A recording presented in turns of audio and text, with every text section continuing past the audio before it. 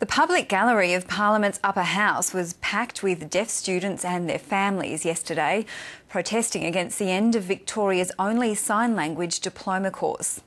Kangan Institute says it's been forced to shut the course down after the government cut TAFE funding. But as Cheryl Hall reports, the coalition denies it's to blame.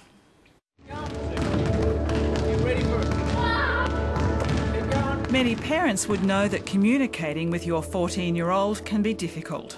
It usually starts with get up, which I think everyone has, several times. I'd have to stamp on the floor, I have to bang on the mattress, I threaten to spray water. I come in and out and in and out and in and out, and Kate is able to just ignore me. But Diana Nobb's daughter is not just a recalcitrant teenager, she's also deaf, and her mother has had to learn sign language. She gives me her total attention, which of course she doesn't always want to do. Then we're able to get the message across to each other. We've had to find ways and means of doing it. Look, I get quite frustrated with Mum's, I guess, lack of clarity in her signing. Sometimes it's all over the place and she makes mistakes with her signs, and it gets very frustrating just to have a simple conversation and having to ask, Mum, can you repeat that? What do you mean? And as a result, I tend to lose my temper a fair bit. Kate McGuigan attends the Victorian College for the Deaf, and her sign language is now way ahead of her mother's.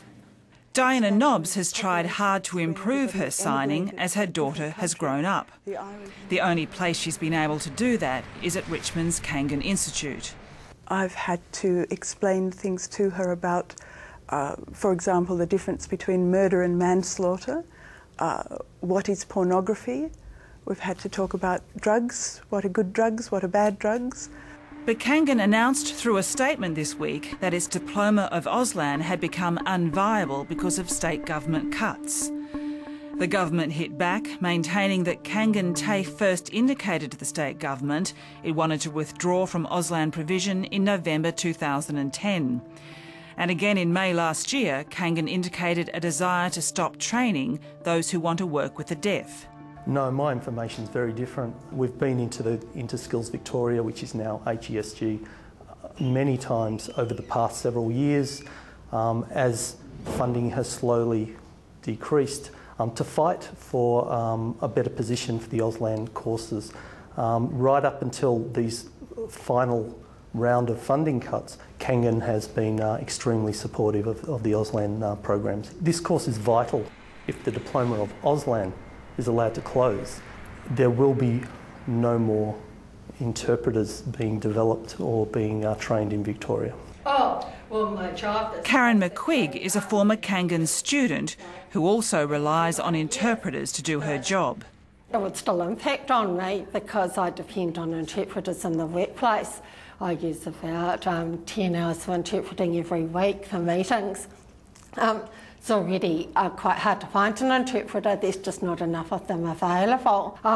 If this course closed, there's no new interpreters coming through, and it would basically mean that it's going to get harder and harder for me to be able to work successfully. Yesterday in Parliament, the Minister Peter Hall produced emails between the department and Vic Deaf and the New South Wales Society for the Deaf. The most recent being just a week ago on the 18th of May, just last Friday, which says, and this is before all of this issue arose, in part that email says, we have had recent discussions with the Deaf Society of New South Wales and they are keen to come down to Melbourne and meet with us quite genuinely and positively. There's been an indication that the Deaf Society of New South Wales would be happy to be involved in the delivering of those particular programs. But these programs were never intended to replace Victoria's only diploma of Auslan. Teachers at Kangan say their students will not have an alternative course.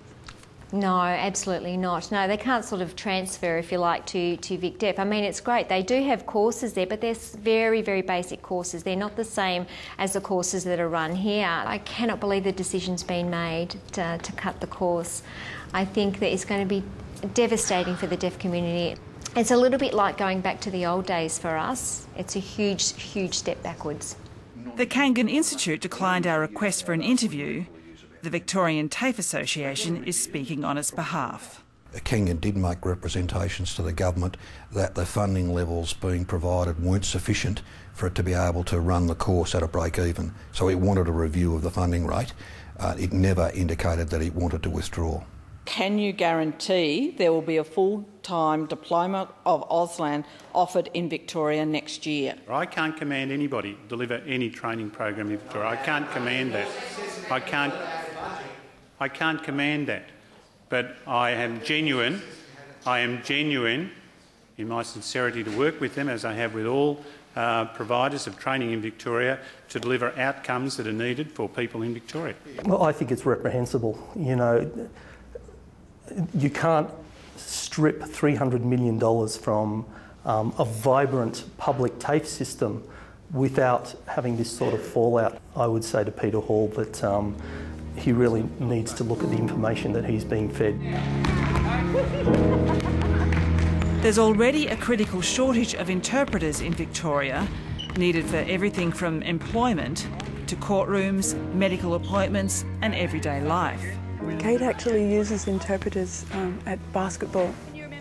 She's the only deaf because it's too embarrassing having your mother interpret for teenage girl conversations. So one of the students at Kangan comes to do that every week.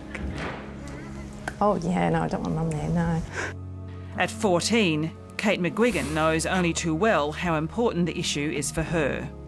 If Kangan TAFE closed, it would be progressively getting worse and worse and worse. If we look forward to 2020, there would be so many less interpreters available to use. How would I communicate? You know, what's wrong with the government? I really want to become a teacher. I would love to be a teacher at Kangan TAFE, but by the time I get there, it'll be, well and truly closed. So come on, that's what I want to do, and they've taken that opportunity away from me.